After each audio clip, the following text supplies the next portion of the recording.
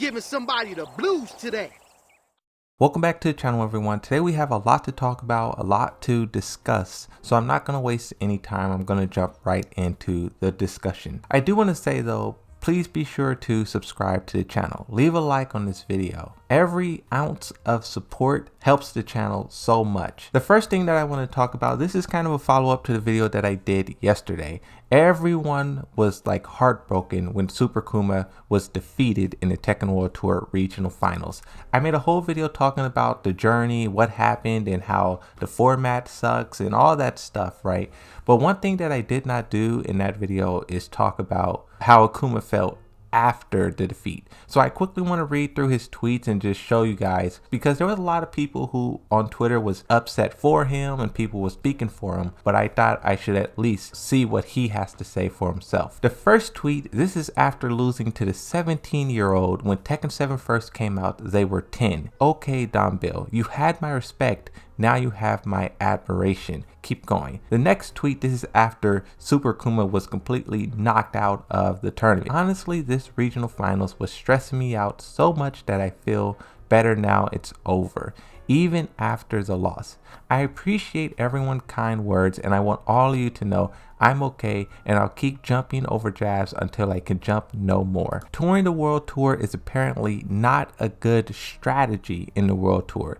Time for the LCQ, I guess. And this is kind of referring to how people don't like the format. I said in my video, online plays too much of a role. What I didn't mention, but what plays a big part in it too, is the round robin format. Like I said, some losses is necessary. And at the end of the day, all that matters is that you learn from it and that you just prepare for the next one. Get ready for the next battle. So shout out to Akuma holding his head high. That loss was harsh. It was tough seeing it, but he will recover. This is Super Akuma. Let's move on. Another topic very briefly. This is just for all the Tekken fans who like to archive which people play which characters. In Ed Boon's Ask Me Anything Volume 6, who's your main in Tekken?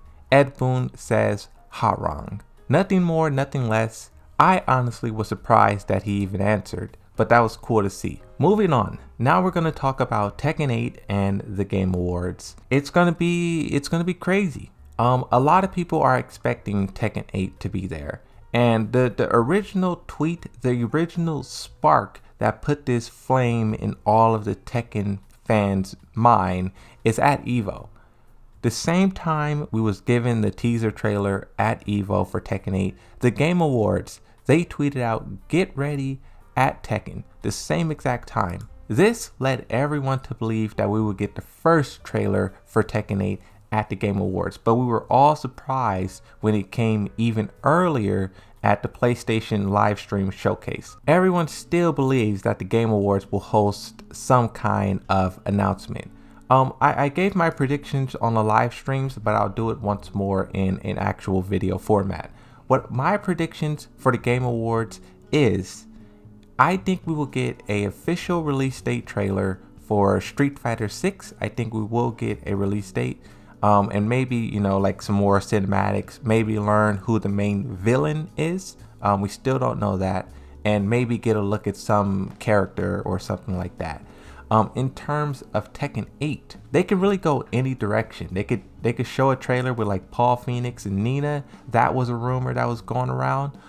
They can also show us a little bit more of the gameplay. Harada said they built everything from scratch. Maybe they can show off some of the things that they're doing and working on. He was also talking about how the stages are dynamic. Sometimes there are tornadoes. Sometimes you'll see a giant ship tearing in half. Now, the Game Awards right now, this is why the Game Awards is a big discussion, because the Game Awards right now is doing their nominations. They revealed all the games that is that's nominated for an award, and you know, this is pretty much it. We're 3 weeks away. The same day, the same exact time that the Game Awards is talking about their nominees, their nominations, and who will win, Harada on his Twitter, he tweets out in English and Japanese. And I say, anytime Harada tweets something in both English and Japanese, that means it's very important. That means he wants everyone to see it. And this is another instant. It says, It's trending again. Why? Question mark. We haven't announced anything since September.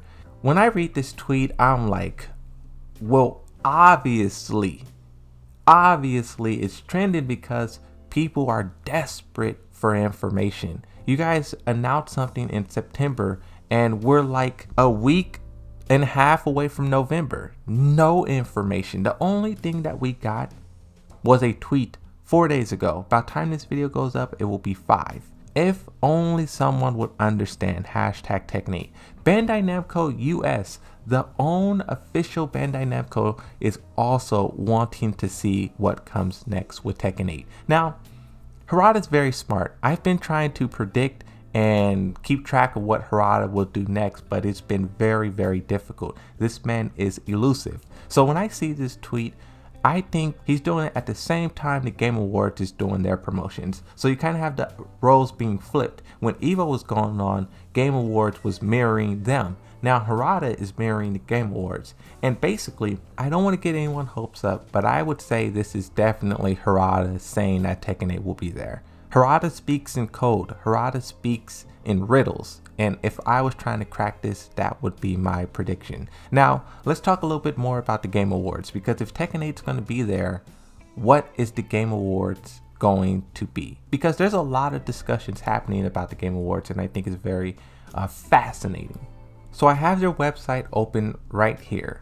24 days till the show. For everyone who's wondering, December 8th, mark that down in your calendar, Microsoft Theater in Los Angeles. Looking at the nominees for the Game Awards, it gets so incredibly spicy. Here you can see all of the different gaming categories. I won't go through all of these because it's just far too many, but I will be talking about the ones that is important to Tekken and really just gaming as a whole. I want to start off with Game of the Year. On the official Twitter of the Game Awards, they give us the most nominated, and God of War Ragnarok has 10, Elden Ring 7. One thing that I want to note down at the bottom is SIFU with 3. SIFU is under the best fighting games category. I was talking about this on a live stream, but it really brings up the question of what actually is a fighting game. You have games like Multiverses, Smash, and there's all of the platform fighters. The FGC has been divided for so long on whether or not this is a actual fighting game.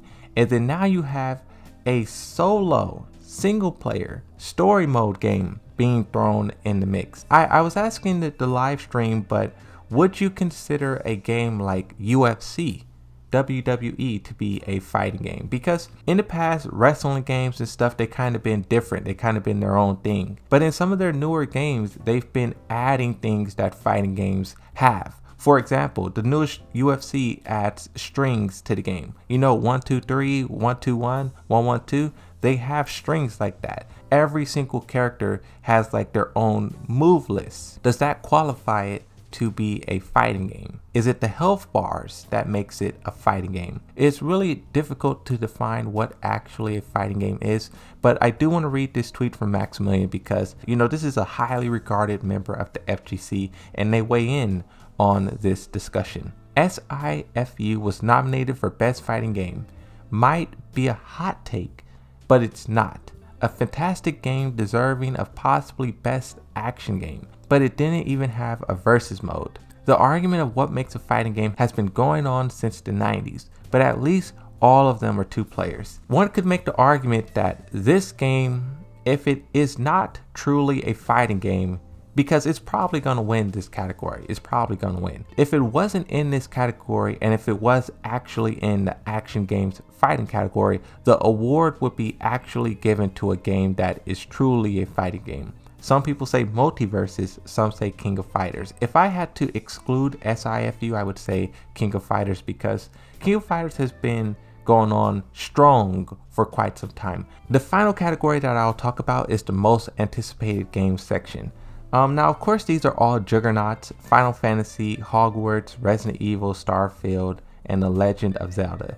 A part of me wished that like maybe Street Fighter 6 was here, Tekken 8 was here, but I've seen a lot of people saying like, oh, those games aren't here because they don't have a release date, or we don't know when they're coming, or whatever. But I don't know. I think it would be cool to see fighting games in the most anticipated section, but who knows, maybe it just isn't on the level of these 5. I am extremely excited for the Game Awards, because even though the Game Awards is a award ceremony where they pass out trophies and stuff like that, over the years it really turned into a second E3. E3 is where everyone goes to watch the gaming commercials and announcements, and the Game Awards is that exact same thing. So like I said at the beginning, Tekken 8 I think will most certainly be here, especially with Harada tweeting at the same exact time. But once we get a little bit closer, if there's more things that's to discuss, I will of course make another video about it. You guys know this. So be sure to hit that like button, subscribe to the channel, and also check out some of the other videos that I make. So I'll see you guys next time. Thank you for watching, and bye bye.